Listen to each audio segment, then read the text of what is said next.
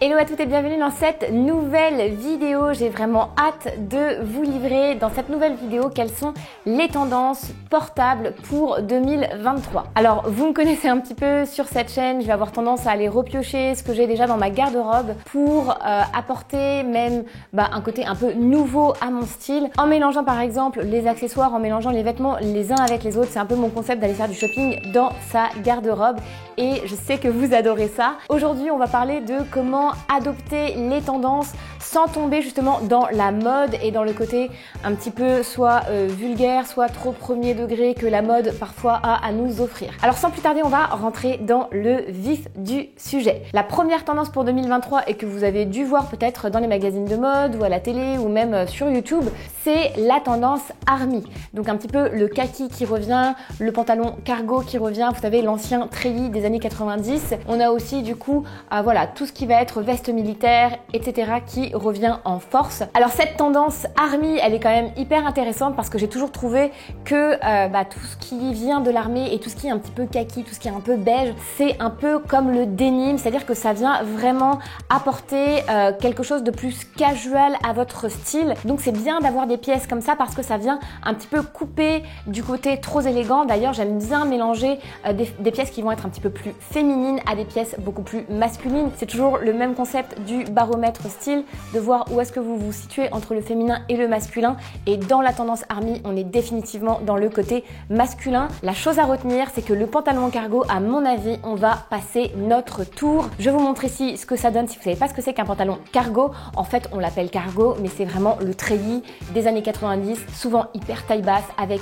des poches qui sont longues comme ça, qui sont grosses comme ça, qui sont pas forcément évidentes à porter au niveau de la culotte de cheval, des hanches, des fesses, etc. C'est pas du tout ce que je préfère, enfin j'aime pas du tout, même pour vous dire. Donc pour moi, je vais m'en passer. Vous pouvez me dire en commentaire si pour votre part c'est quelque chose que vous avez envie d'adopter. Moi je trouve pas ça très féminin. Par contre, je pense qu'on peut aller repiocher dans ce qu'on a déjà pour adopter un petit peu plus cette mode army. Et le but ici, c'est vraiment de recycler des pièces qu'on a déjà et qu'on a peut-être un petit peu oubliées. Alors pour ma part, je suis allée chercher ma veste, la veste de mes 18 ans que j'avais chopée dans un magasin vintage à Paris dans le Marais et que franchement j'ai déjà porté mais des centaines et des centaines de fois. Je vais la porter peut-être un petit peu moins récemment, donc vous voyez moi aussi parfois je deviens un petit peu feignante par rapport à mon style et là quand je l'ai remise j'ai trouvé que tout de suite elle apportait justement un petit peu ce côté army à ma tenue, ce côté un petit peu chic décontracté.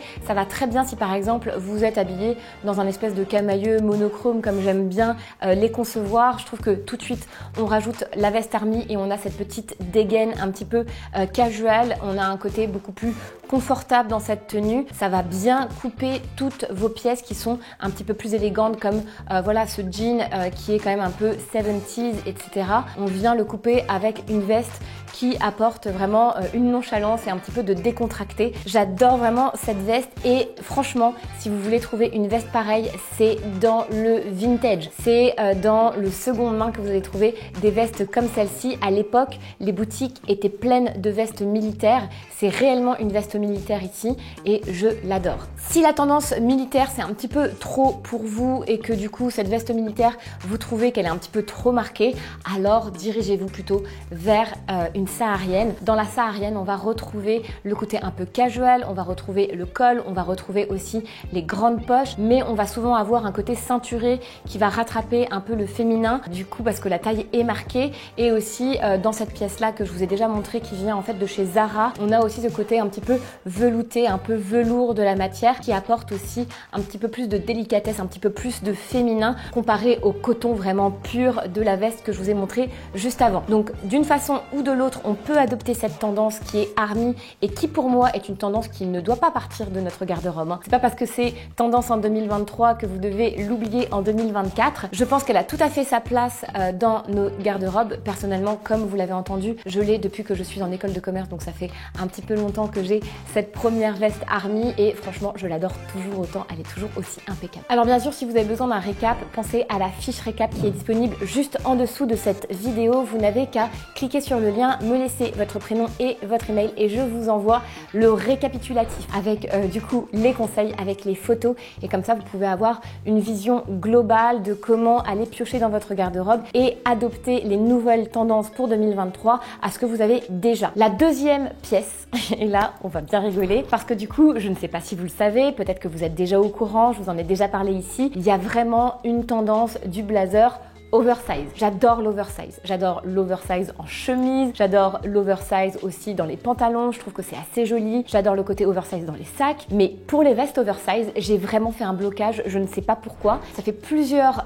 années, ça fait même plusieurs saisons qu'on voit cette tendance du blazer oversize, mais j'avais vraiment du mal à me faire à cette tendance. Et je me suis dit, tu sais quoi Emma, tu vas aller toi-même porter une veste oversize. Mais ça ne sert à rien d'en acheter parce que dans ta famille, tu as une personne oversize qui porte des vestes, mon mari, qui est plus oversize que moi. Et donc du coup, je me suis dit que j'allais essayer une veste à lui. Alors je l'ai choisie avec soin cette veste parce que ce que j'aime pas aussi dans le côté oversize des blazers qu'on voit un petit peu partout, c'est que souvent on a des épaulettes qui sont vraiment exagérées et ça c'est ce que je n'aime pas du tout dans cette tendance. Peut-être que je vais trouver quelque chose de plutôt sympa si je vais regarder dans la garde-robe de mon mari, mais que je cherche une veste qui n'a pas trop d'épaulettes, comme ça j'aurai pas ce côté un petit peu clown que je n'aime pas du tout. J'ai trouvé une veste sans épaulettes et je l'ai essayée. Alors là franchement je pense que j'ai besoin de votre avis, je ne suis pas sûre d'aimer, mais je pense que j'aime bien quand même, il y a quelque chose que j'aime bien, mais je pense que en fin de compte il faudrait vraiment que je la porte avec des pièces beaucoup plus fitées, beaucoup plus sexy. Ce que j'ai remarqué dans cette tendance, c'est qu'elle n'est pas forcément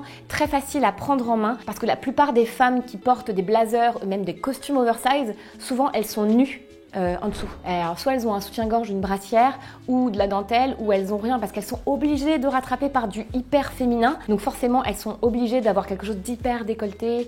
Je sais pas, il y a quelque chose qui me...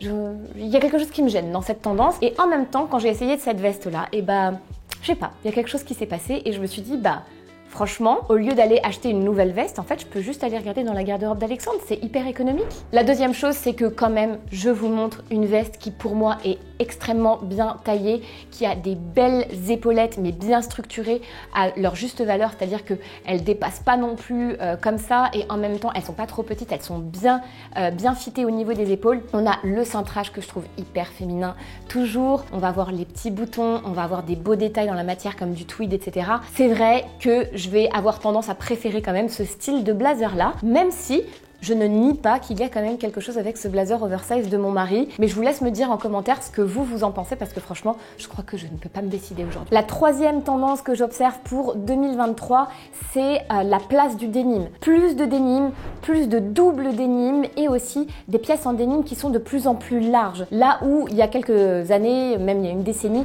on portait vraiment des slims, on portait, vous savez, des vestes en jean qui étaient vraiment très cintrées. Maintenant, on va vraiment s'orienter vers des pièces en denim qui sont beaucoup plus décontractées, qui sont beaucoup plus boules et ça a du bon mais ça a aussi du mauvais. Personnellement, et je ne sais pas si c'est votre avis, peut-être que c'est pas du tout votre avis, là aussi j'ai vraiment un blocage et peut-être que je dois essayer des choses dans ma garde-robe pour me débloquer. Le double denim, j'ai vraiment du mal. Même quand je le vois sur les autres, quand je le vois sur des photos Pinterest qui sont censées être hyper stylées, j'ai vraiment du mal avec le mélange du double denim. C'est-à-dire quand vous avez un jean en denim bleu et vous rajoutez une veste ou une chemise en denim. Pourtant j'aime bien les combinaisons en denim, mais le fait d'avoir deux pièces en denim, je sais pas pourquoi je fais un blocage style. Alors du coup, j'ai l'impression que je fais un petit peu ma thérapie ici avec vous, ma thérapie style. N'hésitez pas à me dire si vous aimez bien le double denim, comment vous arrivez à le porter, enfin tout ça, ça m'intéresse. Mais pour ma part, j'ai décidé de vous montrer comment je porte le denim aujourd'hui et comment je trouve qu'il trouve sa juste place dans ma garde-robe. La première chose, c'est que bien sûr, j'ai des jeans en denim qui ne sont plus des slims. On a beaucoup voilà, cette tendance 70s que j'adore. J'aime pas trop la tendance baggy années 90. Je trouve que si on doit donner plus d'ampleur à nos pantalons au denim, autant rester dans l'élégance des années 70 plutôt que de se perdre dans la non-élégance des années 90. Un petit peu comme ce que je disais tout à l'heure au niveau de l'army, pour moi en fait le côté justement kaki et le côté justement denim, ça va se positionner au niveau masculin du baromètre style et c'est vraiment des pièces qu'on doit avoir pour créer du contraste avec les pièces qui vont être trop féminines, trop colorées, trop imprimées. Alors j'adore cette veste en denim que j'ai achetée, je pense qu'il y a à peu près 3 ans chez Mango, je trouve qu'elle a la forme parfaite, elle va avec tout. Par exemple ici, avec ce mélange de camailleux entre le rose, le saumon, j'adore faire des camailleux comme ça. Plutôt que d'aller mettre par exemple une pièce blanche ou une pièce très formelle en veste ou en par-dessus, eh bien je viens casser avec du denim. Et là je trouve que la tenue a un super joli flow, qu'elle me ressemble à 100% parce qu'on ajoute un petit peu de décontracté, un petit peu de masculin à une tenue qui en fin de compte est un petit peu trop féminine quand elle n'a pas la 3e pièce, donc quand elle n'a pas la veste. Donc moi c'est comme ça que je me sers du denim. C'est vrai que voilà, comme je disais, j'ai un petit peu ce blocage au niveau du double denim. Je trouve que voilà, le denim, quand il prend beaucoup de place parce qu'il est plus large comme sur cette veste, il est bien porté avec des pièces plus féminines. Et l'autre chose aussi, c'est que j'aime beaucoup la tendance de la jupe longue, voire mi-longue en denim avec, vous savez, la fente devant. J'en avais repéré une sur Zara mais qui n'est plus du tout disponible, donc je n'ai pas pu l'acheter. J'en cherche une. Ça va être l'une des pièces vraiment en top priorité sur ma liste, ma wish list un petit peu shopping. J'ai pas encore trouvé, mais je pense que je finirai par trouver. Je trouve que là, c'est un petit peu le même emploi que la veste en denim. On va pouvoir mettre des hauts assez féminins et avoir cette jupe en denim un petit peu longue qui prend plus de place sur la silhouette, qui va un petit peu démocratiser ce haut qui est assez plutôt féminin, etc. Donc ça, j'aime beaucoup cette tendance, je la cherche. D'ailleurs, je trouve que ça va avec tout, avec des baskets, avec des bottes. On en reparlera peut-être très vite sur cette chaîne de la jupe en jean. La 4e tendance que j'ai pu repérer et qui m'interpelle aussi parce que je l'aime beaucoup, c'est la tendance des pièces soyeuses, des pièces un petit peu brillantes qui reflètent la lumière, etc. Et même la tendance des métallisés. Donc les pièces soyeuses, ça va être peut-être des pièces en soie, ça va être aussi des pièces en satin par exemple, on en a vu beaucoup dernièrement. Alors comment adopter cette tendance? Vous avez sûrement déjà dans votre garde-robe des pièces satinées ou des pièces en soie. Personnellement, je vous montre ici un ensemble que j'ai de chez Lily Silk et que j'aime bien porter ensemble parce que le débardeur, le petit caraco, il est hyper habillé et du coup je mets le petit chemisier par-dessus. Je trouve que c'est super joli, que ça vient apporter beaucoup de féminin, beaucoup de sensualité à nos tenues. On a besoin de pièces comme ça aussi, de pièces très féminines, hein. Tout à l'heure on a vu les pièces assez masculines, mais on a aussi besoin de ce contraste avec des pièces plus féminines. C'est ce qui va créer vraiment notre signature stylistique que de mélanger comme on le souhaite ces deux pièces. J'adore cette tendance. Maintenant, je trouve qu'il faut quand même faire attention. Il faut faire attention à là où vous placez ces pièces. Je m'explique. Selon moi, on place les pièces satinées, les pièces brillantes, les pièces qui vont refléter beaucoup la lumière sur les soleils de notre silhouette. Donc j'ai inventé dans ma méthodologie, si vous me suivez ou si vous faites partie de l'un de mes programmes style ou que vous avez lu l'un de mes guides, j'ai inventé la méthodologie des lunes et des soleils de silhouette. Pour moi, c'est très important d'aller au-delà des lettres qu'on peut avoir dans les silhouettes, donc le A, le V, le H, la forme de la silhouette. On va aussi aller voir qu'est-ce qui nous plaît le plus chez nous, ce qu'on a envie de mettre en valeur et ce qu'on a envie d'éteindre. Donc on place les lunes là où on a envie d'éteindre certaines parties et on place les soleils là où on a envie de mettre en valeur, de mettre en lumière. Chez moi, ça donne définitivement une lune, une grosse lune au niveau de mon ventre. C'est morphologique, j'aurai toujours un petit peu de ventre, un petit ventre bien rebondi. Avant ça, j'avais beaucoup de poitrine. Maintenant, j'ai arrêté d'allaiter, donc j'ai un peu moins de poitrine. Ça me dérange moins de mettre en valeur ma poitrine. Mes bras, c'est parce que je préfère non plus.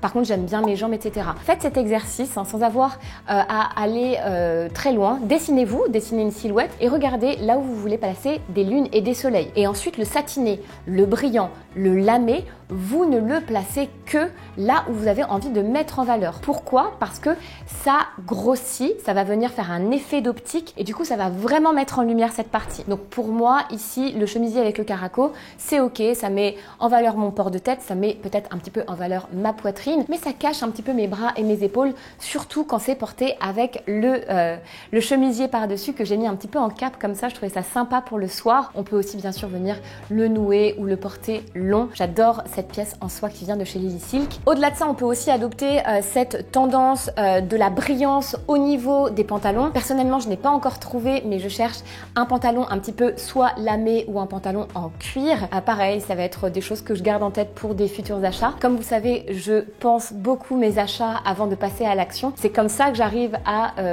former une garde-robe qui a du sens et que je garde après tant et tant d'années et que j'arrive toujours à recomposer des styles. C'est parce que j'ai vraiment vraiment une vision très claire des pièces dont j'ai besoin pour pouvoir venir composer des styles autour de cette pièce. Donc du coup, pour moi, le pantalon lamé ou le pantalon en cuir, ça va être un de mes prochains achats. Je vais vous mettre aussi des liens ici, mais là, vous avez quelques inspirations qui sont intéressantes. Évidemment, ça ne marche que si vous avez envie de mettre en valeur vos jambes. La cinquième et dernière tendance que je trouve vraiment très portable et que je vous invite à vraiment essayer, peut-être que vous avez des choses dans votre garde-robe que vous pouvez aller chercher et qui vont convenir à ça, je vais vous expliquer exactement quoi, c'est la transparence. On a vu beaucoup de silhouettes transparentes, mais attention, le but c'est pas de ressembler à ça, c'est pas qu'on voit vos sous-vêtements. La tendance de la transparence, elle sert à apporter de la sensualité, toujours dans cette histoire de vraiment apporter plus de féminin en apportant vraiment un voile de transparence qui va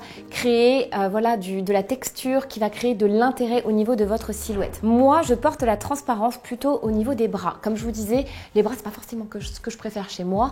J'aime bien flouter un peu mes bras, je trouve que c'est plus élégant. Et par exemple, je pourrais complètement porter cette tenue pour sortir. Alors cette tenue en fait, c'est marrant parce que je pourrais pas du tout la porter en fait sans le chemisier. Je vous explique. C'est en fait un espèce de petit body que je porte qui est très proche du corps, qui est très moulant, qui est presque un petit peu transparent au niveau des seins. Donc c'est pas du tout ce que je porterais pour sortir. Je pourrais jamais mettre ça, même au bord de la piscine ou quoi que ce soit. Je trouve ça vraiment too much. Je l'ai acheté sans l'essayer et en fin de compte, je trouve que quand je mets un soutien-gorge en dessous, c'est pas beau et quand je le mets à même la peau, c'est pas beau non plus. Du coup, une façon de le porter sans avoir à s'en débarrasser, c'est de mettre quelque chose par-dessus. Mais c'est pas évident puisque c'est un col rond et je trouve que là, la transparence va avoir vraiment un bel effet sur la silhouette. Et en fait, je suis allée chercher tout simplement un kimono de plage. Là où vous pouvez aller regarder, si vous cherchez des pièces transparentes dans votre garde-robe, c'est dans tout ce qui est resort wear, dans tout ce qui est habits de plage, donc vos robes de plage, vos kimonos de plage,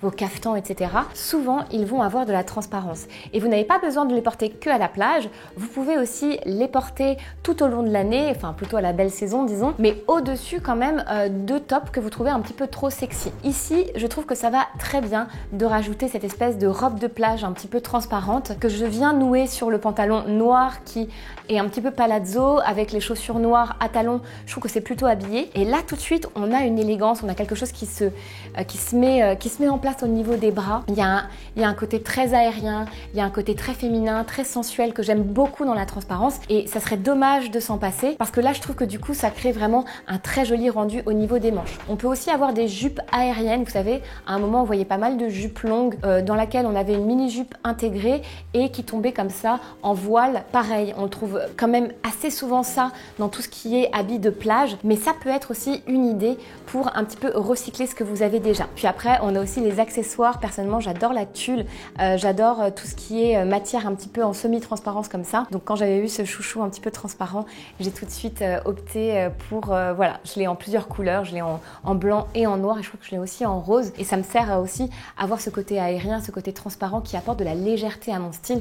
Donc je trouve que la tendance de la transparence, comme à peu près toutes les tendances qu'on a vues aujourd'hui, ce ne sont pas vraiment des tendances qui doivent sortir de votre garde-robe, vous devez les garder au sein même de votre garde-robe parce qu'il y a toujours des façons de réinventer son style en faisant du shopping de garde-robe comme vous pouvez le voir. N'oubliez pas que la fiche pratique est là pour vous aiguiller. Vous pouvez la télécharger très facilement en cliquant sur le lien juste en dessous. Rejoignez-moi sur Instagram, vous savez que c'est vraiment là où j'échange avec vous. Je tourne énormément de petits conseils qui vous accompagnent au quotidien et laissez-moi des commentaires, partagez, likez ma chaîne, abonnez-vous si ce n'est pas déjà fait. Je suis vraiment ravie que vous soyez là, je suis ravie de voir l'ampleur que cette chaîne prend et pour ma part, je vous laisse, je vous dis à très vite sur ma chaîne.